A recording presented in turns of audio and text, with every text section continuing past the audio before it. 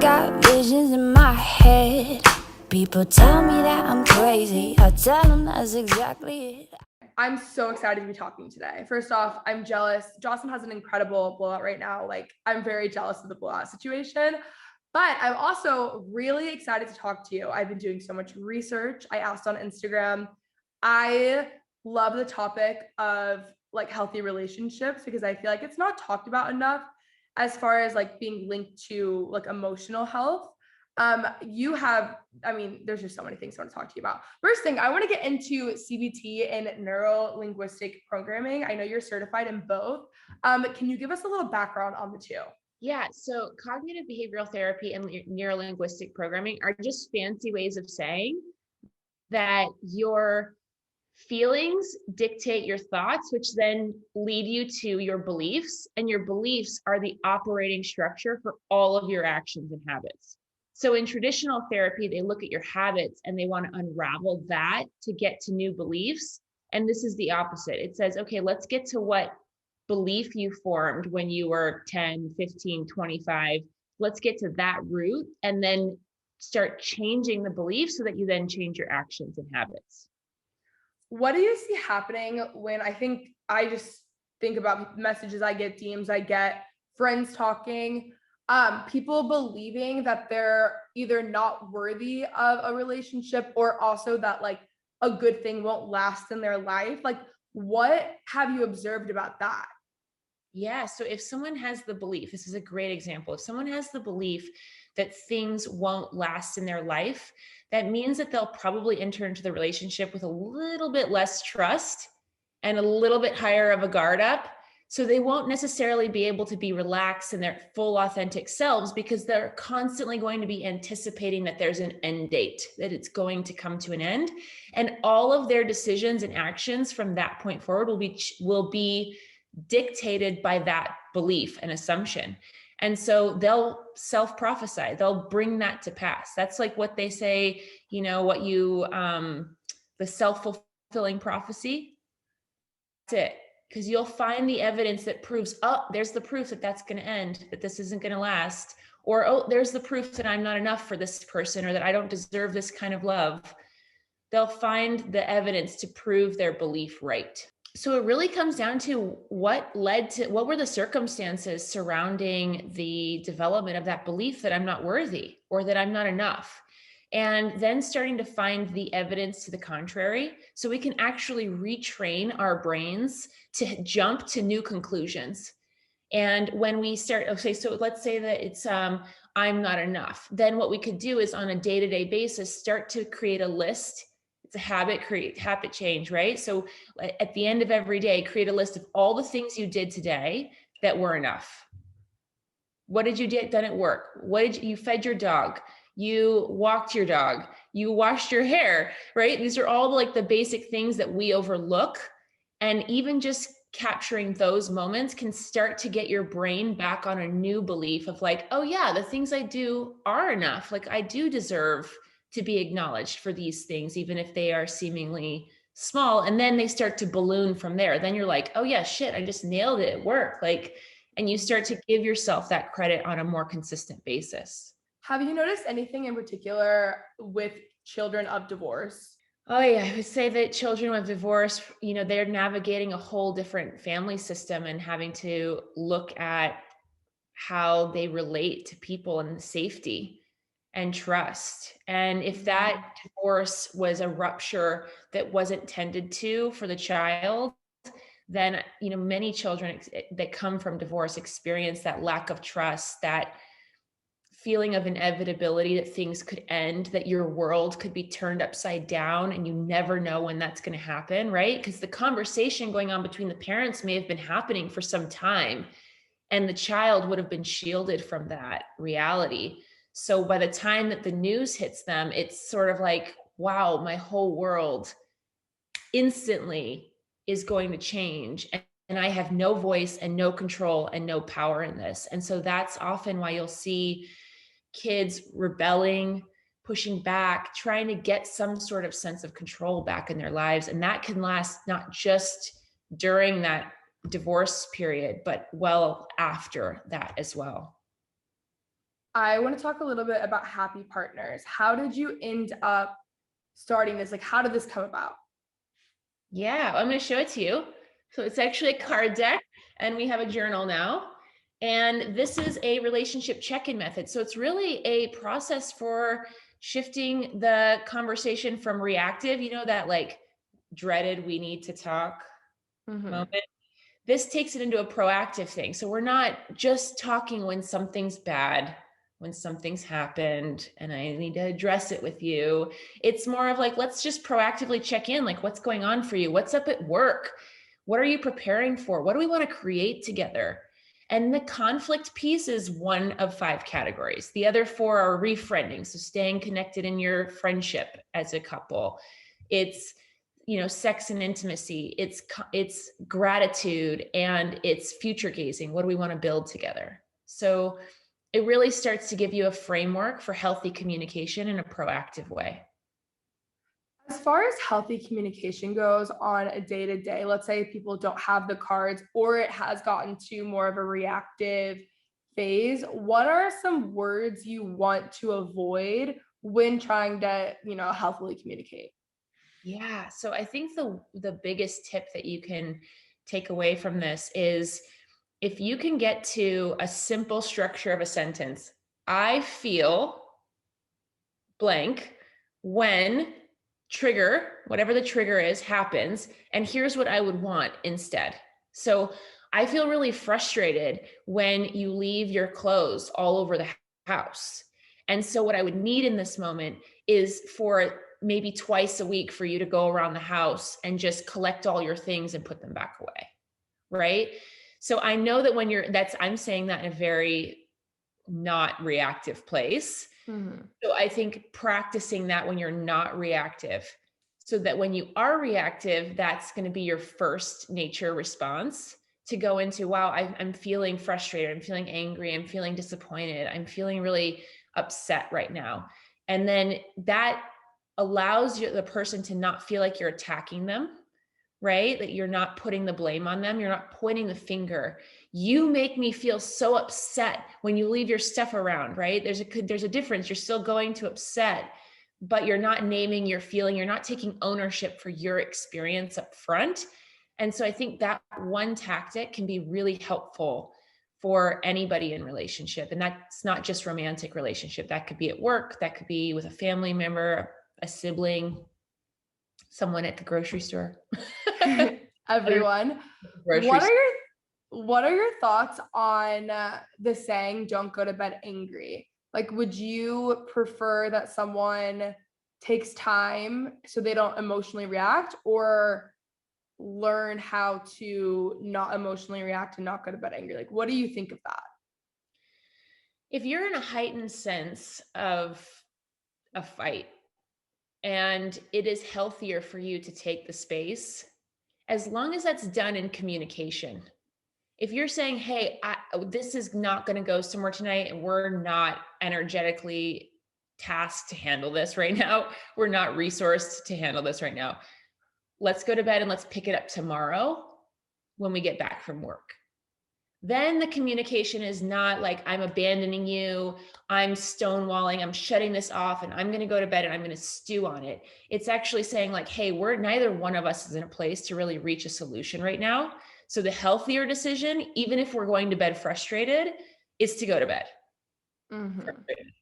So that we can tackle it in a better place tomorrow. And this actually came up in my relationship just this past week. I was telling you we had a photo shoot, and my partner did something, he made a request on the fly that I was kind of blindsided by, and it was boundary crossing, and I got upset about it, but I didn't, in the moment, I was like, this is not the right context or place. And also I wasn't clear on what I really felt about it. So I could have been reactive in the moment and just hit him with a like, no, this is not happening. But I thought, okay, I feel that there's this boundary that's been crossed, but I'm not sure how I'm feeling about it. So I'm going to just take a minute, take a beat, and get clear on like what really upset me about this. Was it the ask? Was it how he asked? Was it when he asked? Because then I can go to him in a much clearer space about what I want to request from him moving forward, what I actually needed that wasn't met. So I was upset in the moment, but he's been traveling and he's coming back today. So, I'm going to address it with him when he's back today versus having done it in the moment. And now that I've tended to that for myself, that anger is not even as alive. Yeah, that's something I've noticed. My family, I grew up in a very emotionally reactive family. And the second I moved away, that was probably the first thing I really wanted to like work on within myself, because naturally I just picked it up. And I have learned, especially because I'm someone who can kind of like spiral in thinking too. So even if I take the time away, I think now I'm a lot more emotionally mature to where I can see things rather than go off of what I'm spiraling as. But I've noticed that just taking a step back and waiting until my emotions die down, then I can actually know what I really feel, because sometimes I think my emotions will even trick me. And I'm like, that actually, I don't even agree with what I was thinking 2 days ago. So I'm glad I didn't say something then. And now I'm in a better space too. Do you have any tips for people who are maybe in a relationship or dating and they kind of start to spiral and like make up these things in their head? And then I notice it in just like my circle of people, where people will get really in their heads and almost fill in the blanks for someone else rather than letting them communicate what they want. And then they just are out and that's it, because that's kind of a sort of defense mechanism, I'm assuming. What would you recommend to someone who is spiraling specifically in a relationship? I think oftentimes too, you'll see those like Instagram meme graphic things where it's like, if you are in the right relationship, you won't be anxious or stressed or anything. And I don't personally always agree with that, because like I actually have anxiety. So I'm like, I don't think that because I have anxiety, it's necessarily like my partner's fault or whoever it might be. I think it's just something that like I need to work through sometimes. Yeah, absolutely. I mean, that's a great point. I would definitely agree with you on that there's so much on the memes that go around that are like, this person's a narcissist if they text you after they've broken up with you, and you're like, well, that doesn't necessarily mean they're a narcissist if they miss you and they want to text you after you guys have broken up, And to your point, like if I have anxiety, then my anxiety is going to come with me regardless of what relationship I'm in until I tend to that wound. So for the people who are spiraling out, I think that I would give a few steps. The first step I would give is a tactic called box breathing. It's basically 4 breaths in, hold for 4 breaths, 4 breaths out, hold for 4 breaths. The reason that is because it actually down regulates your nervous system. So the brain is going to go into panic. The spiraling is the brain being like, I'm in panic and I'm accessing all these other things that I've experienced over my life and trying to make sense of how this rupture is happening. And so I'm pulling all these broken stories together to try to make sense of it. The box breathing will interrupt that process. So that in itself can be great. Now, when you've got the spiral and you're in it, notice the stories that are coming up. And I know it's difficult, but the brave thing, be brave, would be to name it with your partner. I'm spiraling out right now. These are the stories I'm telling myself. Can you help me calibrate, or can you help me get on track with what's really going on in your experiences as far as we're fighting as well? Is this story true? Is this story true? Is this story true? And just go one by one by one of all the things that are coming in. You don't like me right now. I'm the reason we're in this fight all the time. I'm the problem. Everything is always my fault, right? So that they can come in, and that your partner then, and you can, or your partner and that person can then bond over that a little bit and start to find connection, and then heal that broken habit, that broken pattern. I got a lot of messages too that were kind of along the same lines of people saying, I've only really been in maybe passive aggressive relationships, or really relationships where like the emotions are always heightened as well. So like one or the other. And I'm really trying to learn how to communicate with my partner. Like, where can people start at the like bare minimum, like the foundation? Yeah, I think naming it naming it right out of the bat. If someone's being passive aggressive, hey, I noticed that this happened, and that's telling me that you're upset about something else. What are you upset about? Right? Or, hey, that behavior that you just did isn't going to help us get to a place of a solution.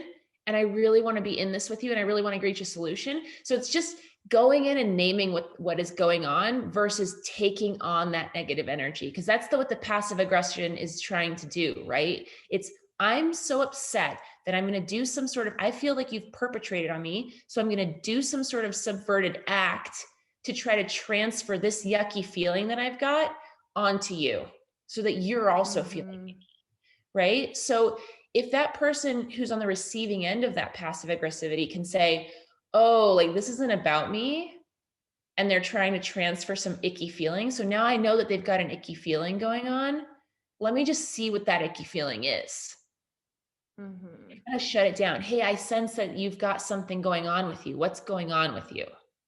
Versus like you just totally like moved my stuff after I told you I wanted it there, which was the passive aggressive act. Yeah. Yes. I have a lot of Gen Z and millennial listeners. So a lot of them are dating just in general. What are some green flags in a relationship? I feel like I always hear about like, oh, this is bad and that's bad. But what are some things that we all should be looking for when we are dating? Green flag number one is, are their words and actions matching? If they say they're going to be somewhere, are they there? Are they consistently not there? If they're consistently there, that's a green flag. If they say, hey, I want to take you to dinner on Friday night at 7 p.m. and they show up at 7, that's one sign that you can trust them, that they're in integrity with their word. If they're like, hey, I'll text you when I get home from my soccer game with my guys, and the text never comes, I'm not saying shut them off, write them off right there, but I'm saying take notice of that, because are they going to follow through on their word with you? And you want to know if that's going to happen consistently, because that ultimately is, those little acts are, if they aren't met, are eroding at trust very early in the relationship. Yeah. The next one I would say is if they're able to be fully present with you while you're in your date, while you're dating. Are they really listening? Are they asking good questions? Are they with you? Or are they kind of like, yeah, oh yeah, I've done that. Oh yeah, that's cool. And kind of present, but really fully not there. They're kind of on to the next best thing kind of vibe. So I would say that the green flag would be that if they're really listening, paying attention and doing active listening, that would be a massive green flag. Another green flag is if you ask them the hard question, do they answer it honestly? Are they willing to be vulnerable with you? If you've said, hey, like, what was the nature of your last relationship? And they're like, oh, it was fine. It just ended. All things end. You're curious about what's really underneath that.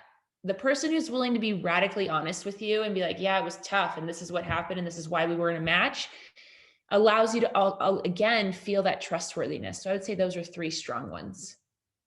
What do you think is the number one problem or mistake that like Gen Z and millennials are currently facing in dating?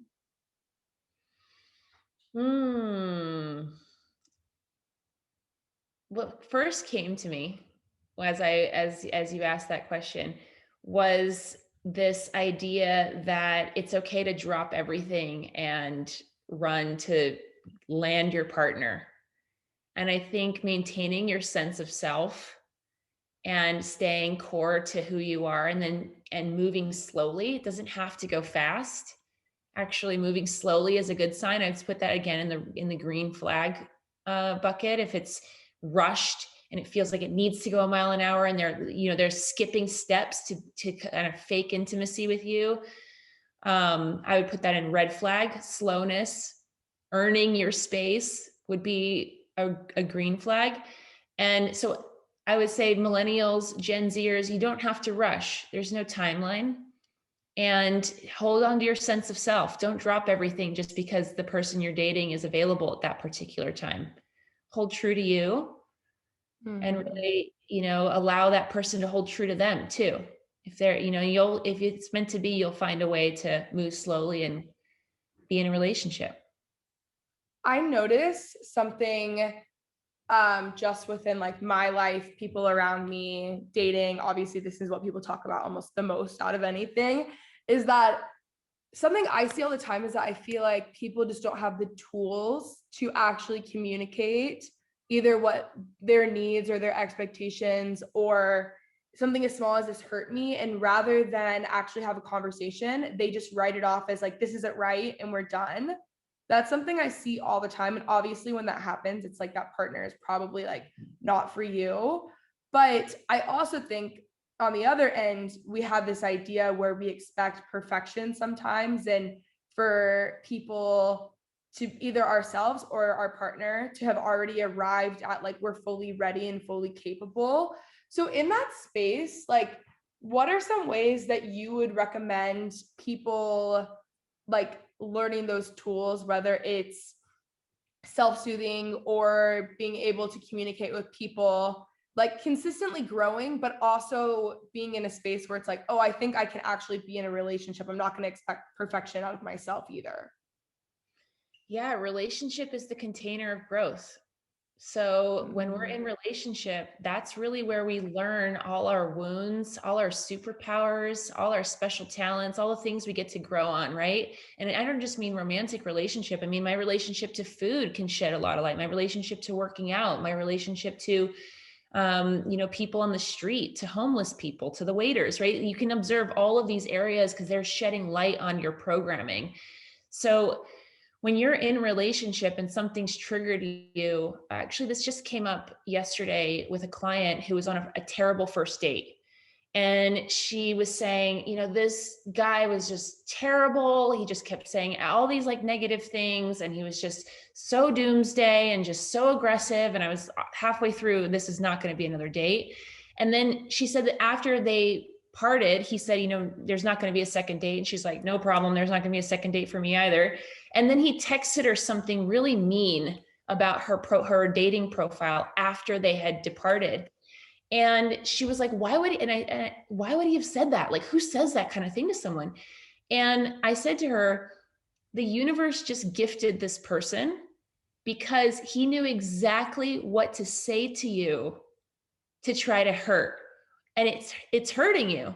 It triggered you. And that is a gift because now you have a wound that gets to be tended to. If it wasn't a wound, it wouldn't have hurt so bad.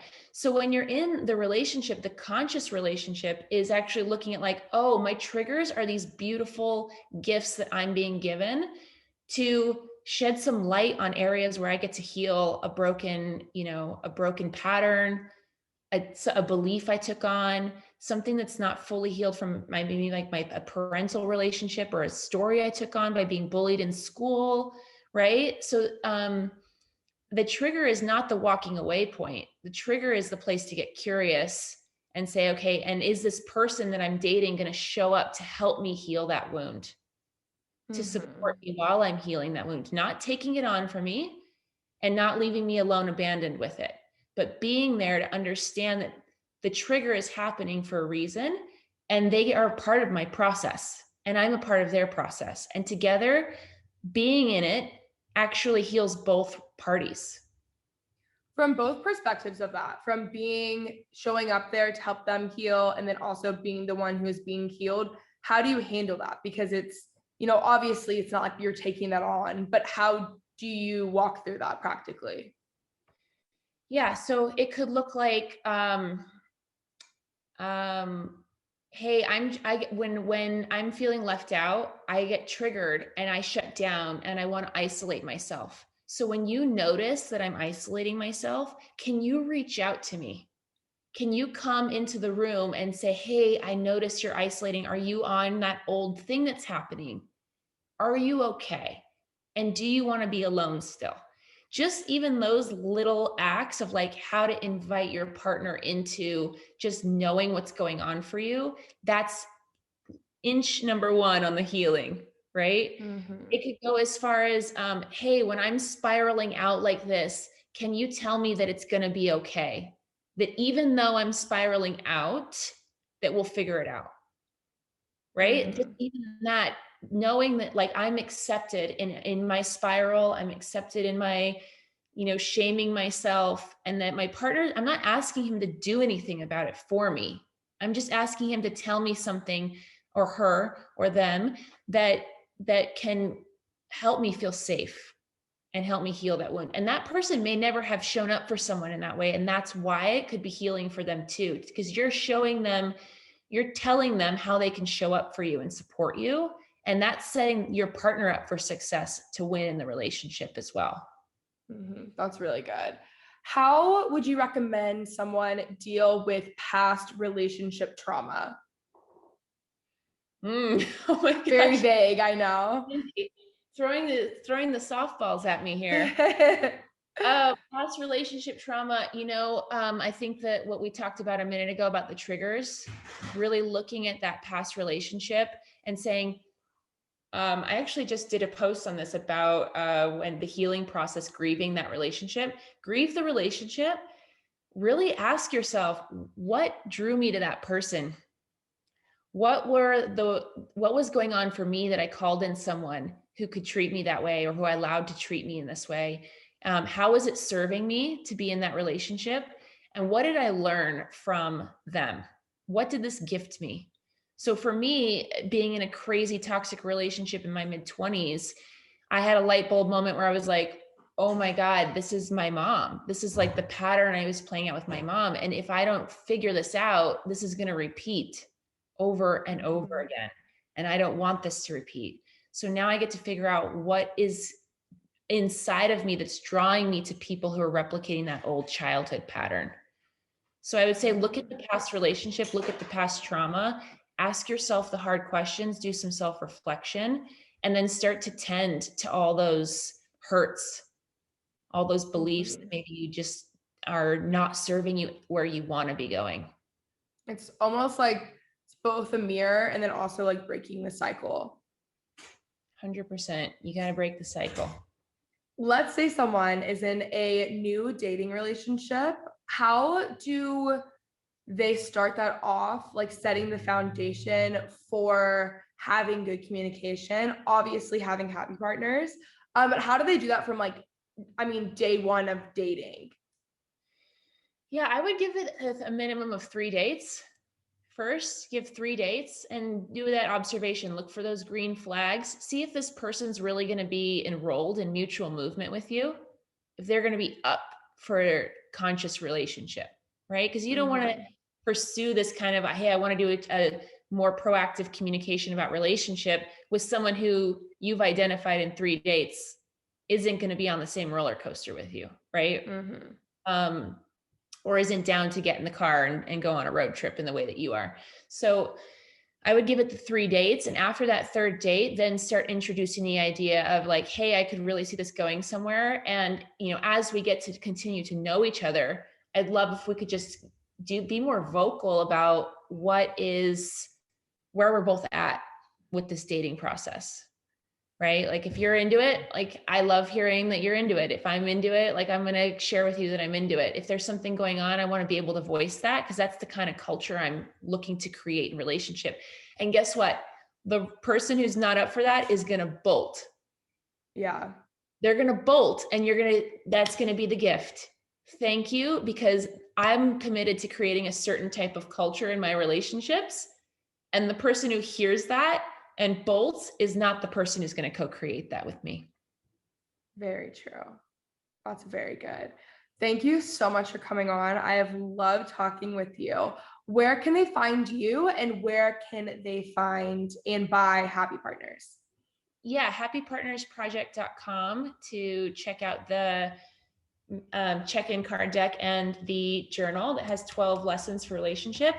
You can find us also at Happy Partners Project on Instagram.